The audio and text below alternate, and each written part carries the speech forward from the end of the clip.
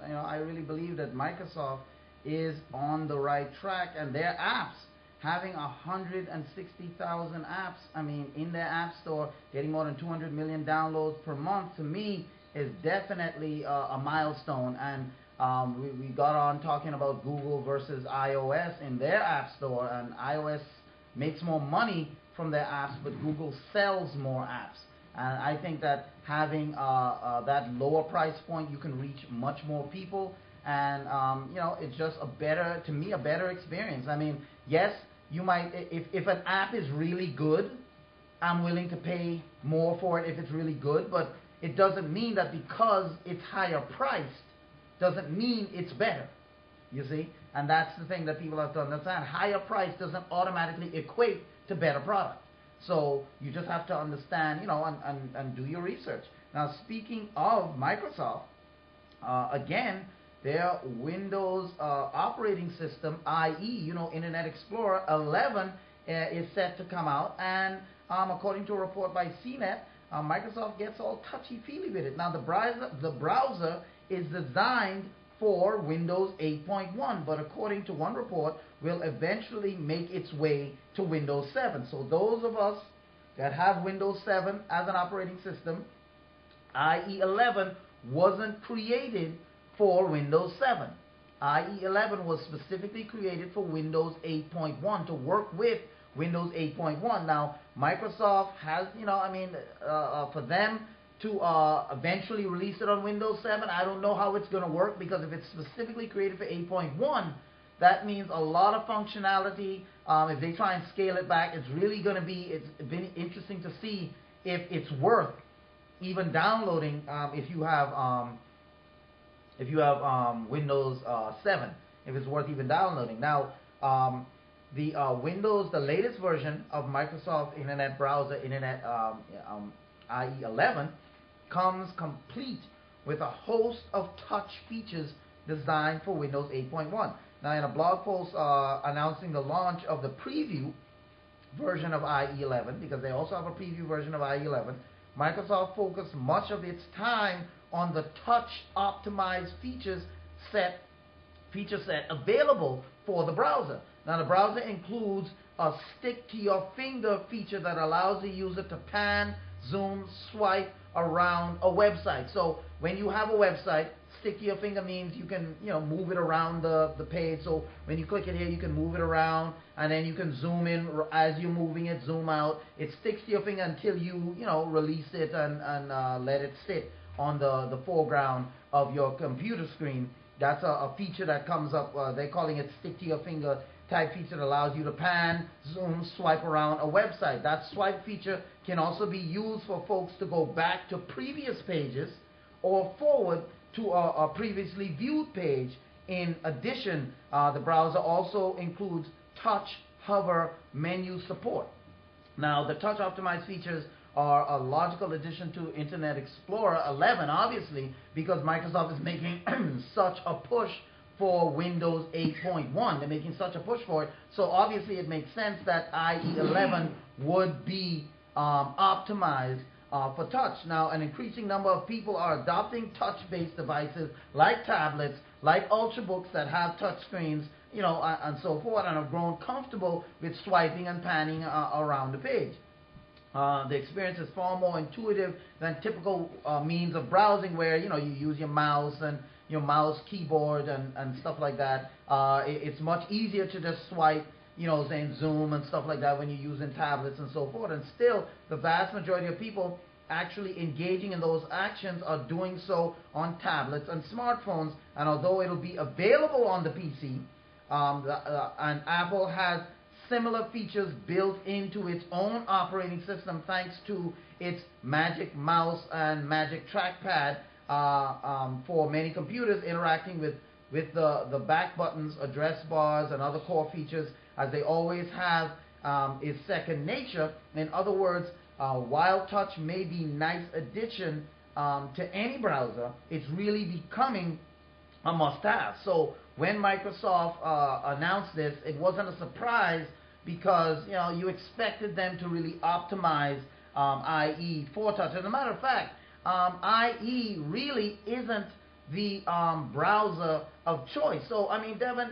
Microsoft is putting and packing all these features into IE 11. They're packing all these features in.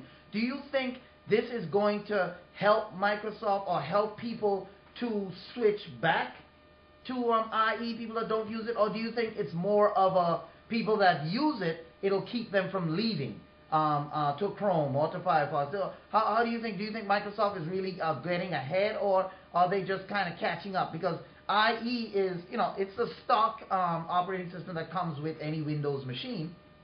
But the first thing I do, if I buy a new computer, a Windows computer, literally the first thing I do is download Chrome. That's the first thing I do. I mean, I'll download Chrome and I'll download Firefox. Even Opera I'll download just to make sure I have a variety. I almost never use IE. So do you think that these improvements is geared towards getting people back to IE, or just keeping more people from leaving IE? Both. Because... There you go. Detailed analysis. Yes. Because I didn't... Are they still in business? What, IE? IE. Yeah. Okay. They're still in business. I wasn't aware that there was still a browser. There's Windows Internet Explorer. So how often do you use Internet Explorer? Or have you ever used it? Because I used to use Internet Explorer, but it just became so outdated.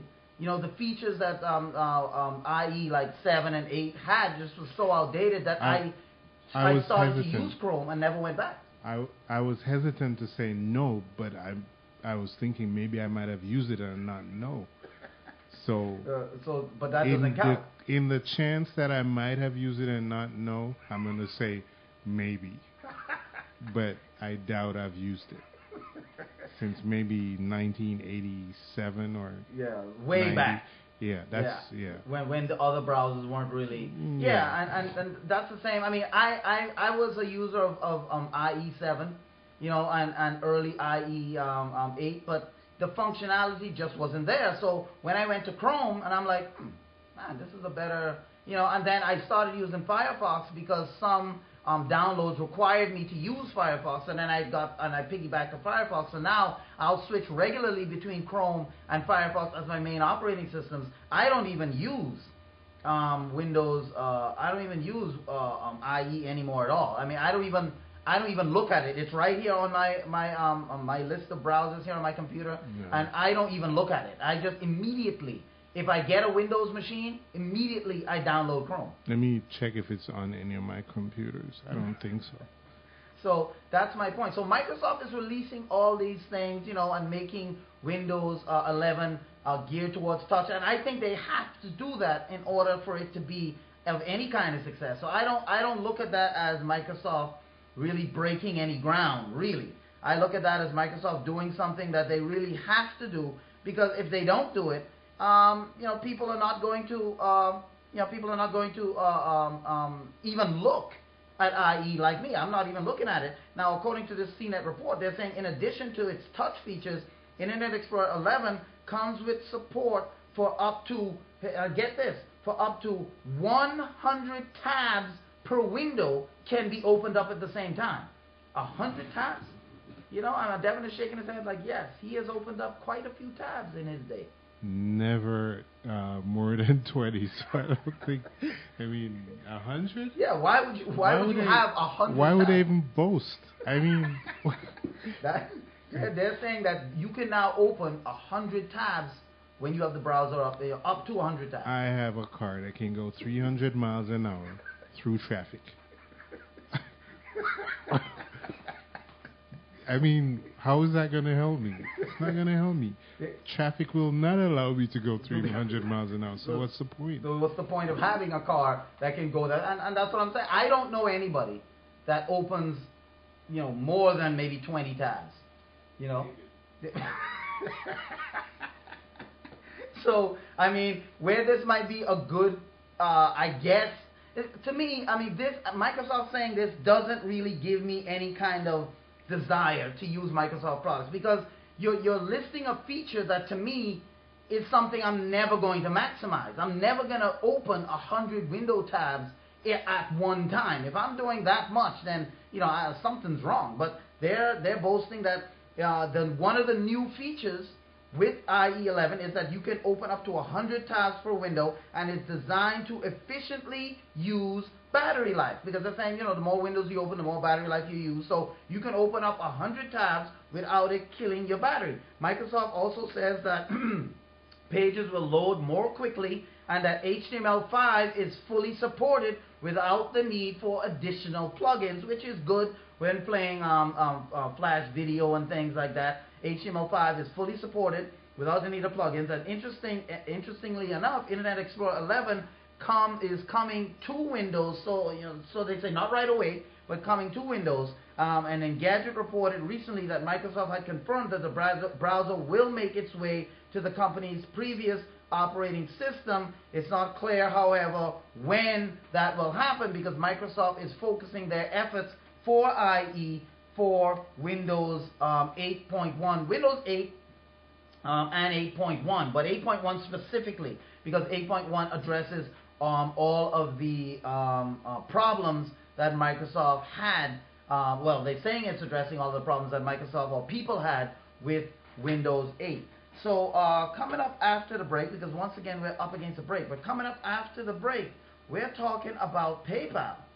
PayPal is seeking to dominate that intergalactic space, and Apple tries to outpay Pandora for artists' loyalties and giving them more royalties. So all of that and more is coming up after the break right here on Tech Pulse. So just stay tuned.